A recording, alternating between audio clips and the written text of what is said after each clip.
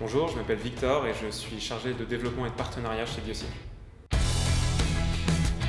Alors Biocycle, c'est une association à but non lucratif qui lutte depuis 5 ans contre le gaspillage et la précarité alimentaire. On a 3 actions principales.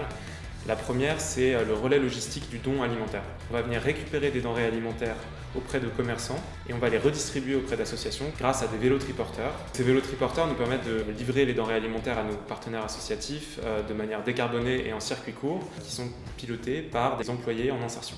Les 2 autres activités que nous avons sont la sensibilisation du grand public, ce qui nous permet d'essayer d'attaquer le problème du gaspillage alimentaire à la racine. Et notre dernière activité, c'est l'accompagnement d'acteurs à la réduction du gaspillage alimentaire dans leur structure, donc soit auprès de villes ou d'entreprises.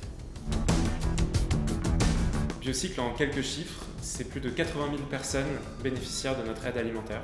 C'est aussi 8 emplois de cyclo-livreurs en insertion qui ont été créés, 45 000 citoyens sensibilisés grâce à nos animations de sensibilisation et plus de 130 partenaires.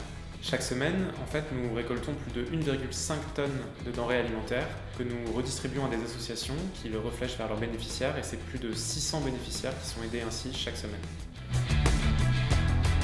Alors, plus qu'une anecdote, c'est un souvenir que j'ai moi de mon implication chez Biocycle. Donc, lors de ma première collecte sur le marché d'Ivry-sur-Seine, nous avons récolté plus de 300 kg de denrées alimentaires, ce qui est assez énorme. D'habitude, on est plus autour de 150-200 kg. Et on a redistribué tout ça à 5 minutes de vélo dans un centre du Secours populaire local. Et en fait, en arrivant sur le site du Secours populaire, nous nous sommes rendus compte qu'il y avait des dizaines de personnes qui faisaient la queue jusque dans la rue pour obtenir quelques denrées alimentaires ou un colis alimentaire. Et en fait, c'était une vraie prise de conscience aussi et un vrai choc de se rendre compte qu'il y avait de manière aussi proche des centaines de kilos de nourriture parfaitement consommable qui étaient gaspillés et de l'autre des personnes qui ont des difficultés pour se nourrir et qui ont besoin d'aide. Donc en tout cas, c'était une vraie prise de conscience et un vrai choc pour moi de me rendre compte de ça sur le terrain et de se rendre compte du coup de l'impact de ce qu'on fait.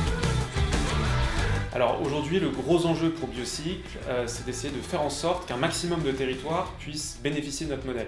Et puisque c'est un enjeu de taille, on est très heureux de pouvoir compter sur votre contribution.